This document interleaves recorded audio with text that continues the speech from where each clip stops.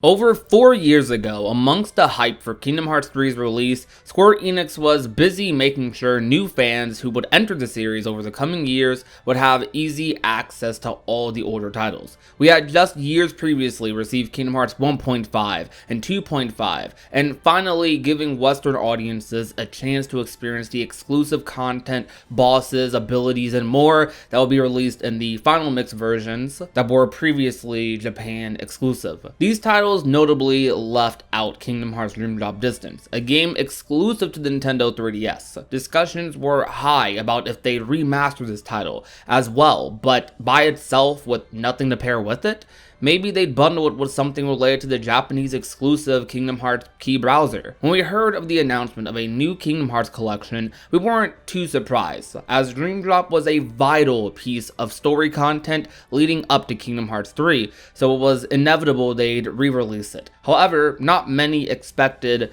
what came with. Long before, when Kingdom Hearts Birth by Sleep released, there were talks amongst developers about releasing a Kingdom Hearts Birth by Sleep Volume 2. They even teased it during Aqua's secret episode in the final mix version of the game. This story would be about Aqua's journey in the realm of darkness, though we figured the project was dropped, as around that same time was when Kingdom Hearts 3 was announced, and it seemed like all efforts were put towards porting current games to the modern consoles and finishing the long-awaited title fans have been begging for. So when we saw during a presentation that day that they were going to tell this story about Aqua under the new graphics engine that will be shared by Kingdom Hearts 3, excitement was insanely high. This game would end up being a teaser, an exclusive test for players to experience how Kingdom Hearts 3 might feel, play, and look, with exclusive story content tied to it. This was something originally planned to be told in Kingdom Hearts 3, but they decided to let us experience it a little early.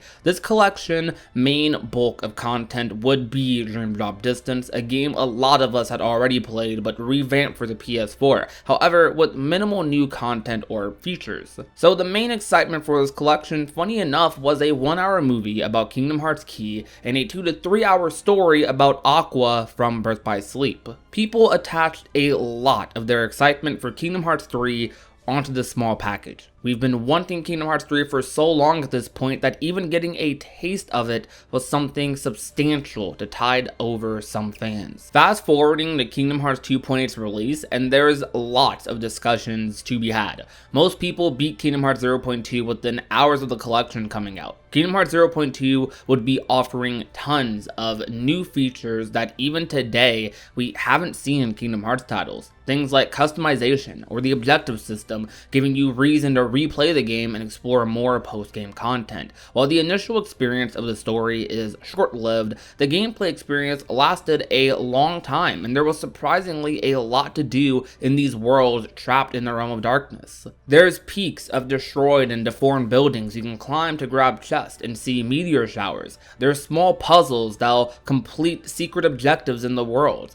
There's collectibles and secret passageways to fight additional enemies and get rewarded with cool items or customization pieces. What I originally thought was going to be a simple tech demo for Kingdom Hearts 3 surprisingly stands on its own very well even today, offering tons of replay value and even a fantastic secret boss. The story of this game was no sleeper either. While it wasn't as action-packed as their normal Kingdom Hearts plot, it tells a story about Aqua's mental stability in the realm of darkness, how she's constantly fighting the urge to just give up, as she can't even tell how long she's been trapped down here, as there's a little indication of time. Aqua walks through these Disney worlds you and her friends visited in the beginning of Birth by Sleep, what were once worlds that were filled with light and promise are now empty worlds lost in the darkness. You find no Disney characters running about here. At every turn, at every corner, there's nothing but Heartless and her thoughts, her doubts, her past desires. It's quite a depressing story for Aqua, honestly. She's not the most cheerful of Kingdom Hearts characters, but despite that, as they show throughout Birth by Sleep and her story,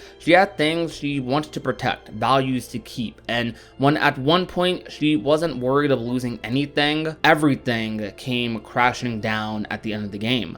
When she fought a chaotic old man possessing her friend's body, and when she had to hide another friend's body for safekeeping until his heart returned to him. Amongst all that now, she's trapped in the very place darkness thrives, and it's eating away at her every second with every step, making her less confident, doubting herself, and not even knowing what's going on up there, hoping that her friends remain safe and that maybe one day she can return to him. That's all she has to latch on to. Aqua battles more than just a Heartless in this game. She's battling herself multiple times and literally. I love the detail of how when you fall in the void in what was once dwarf woodlands, you can hear her doubts and her fears voiced out to her.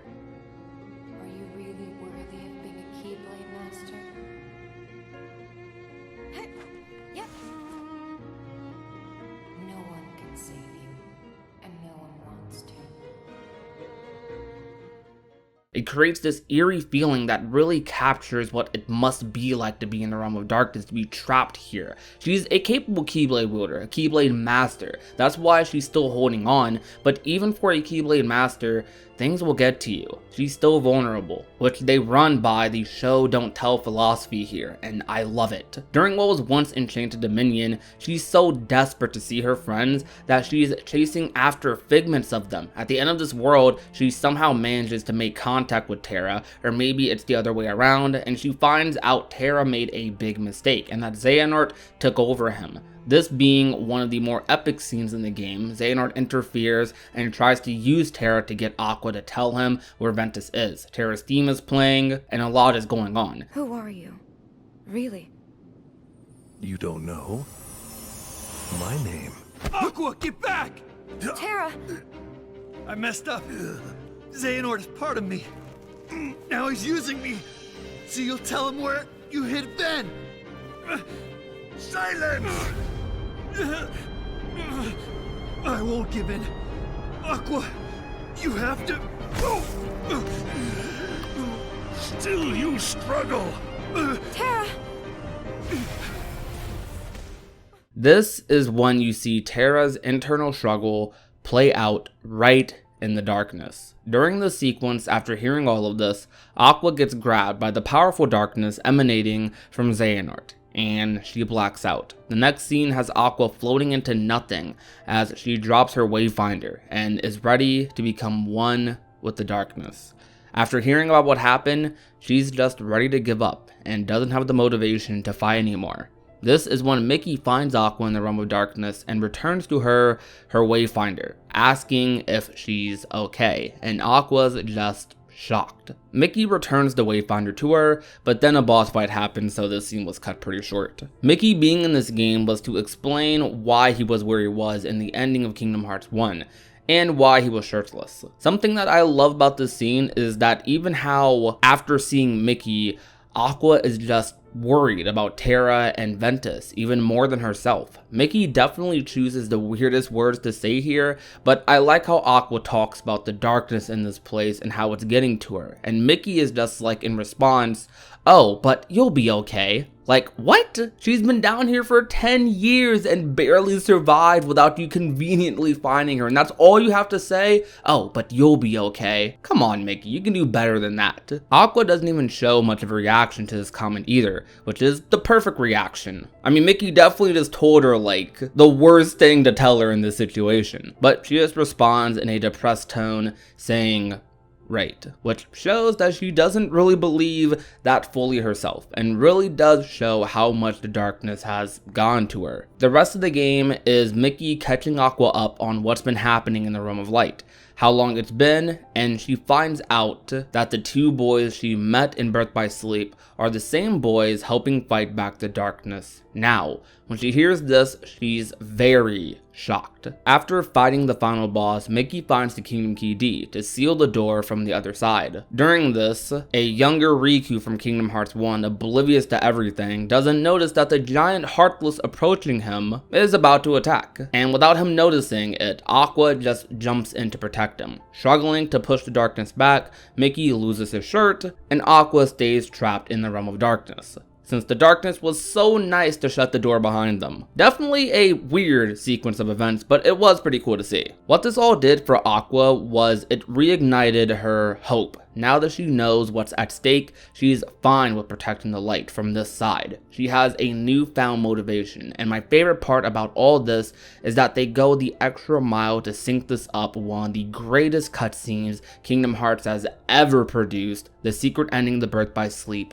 Blank points. The story of this game wasn't the greatest thing Kingdom Hearts has ever produced or anything. The series has done better, though as far as the shorter stories go, as far as the character stories go, this was a much more in-depth story about Aqua's struggles than I was expecting, adding many more layers to Aqua's character than we would have ever seen otherwise, that they did expand upon in Kingdom Hearts 3 and Kingdom Hearts 3 Remind. When we fought Aqua in Kingdom Hearts 3 and then saw her return, all syncing up with what we saw in the opening to 0.2, where Sora reaches out for Aqua's hand. We saw that scene once again in Kingdom Hearts 3 and then saw her on the shore of Destiny Islands after Riku told her she was in the realm of light, and that look on her face, that was a well-deserved moment. A great moment. Are these the Destiny Islands? That's right. When did they fall to darkness?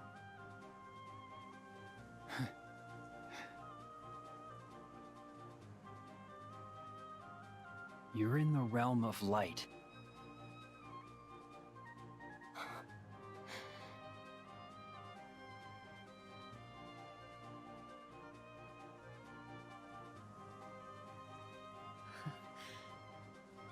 You're home. You're home.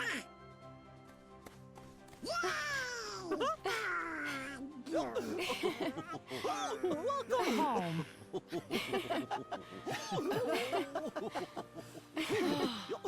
We did it. This game was way better than it had any business being. We all thought this was going to be a tech demo for Kingdom Hearts 3, or at least not this, though instead what we got was probably one of the most realistic and dark stories the Kingdom Hearts series has ever told.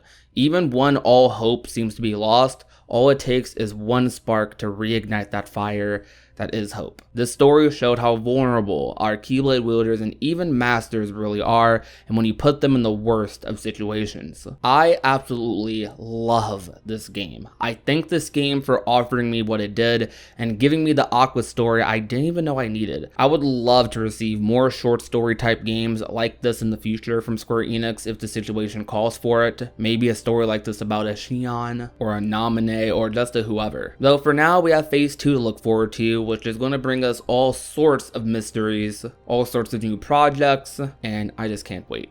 Thank you all for watching today's video, however. I remember playing this game weekly sometimes, daily, leading up to Kingdom Hearts 3's release, and it's insane that this game has been out for 4 years. This game came out during a time period where I just didn't want to do anything. Get out of bed, eat food, go outside. This game, in a lot of ways, kind of saved me. During those days, all I really had to look forward to were Kingdom Hearts content and making occasional videos for you guys. And it's cool that both of those things ended up working out. A little bit at least. So I do have a lot of attachment to this particular title because of the time period it came out in and how much it affected me during that time. So once again, I really appreciate Square Enix for making this title. If you enjoyed today's video, however, leave a like, share the video with a friend or family member, and last but not least, if you have not already and want to become a part of the Union, all you have to do is hit that red subscribe button down below. My name is Prodigy, and I will talk to you guys soon. Peace out, you guys. Bye.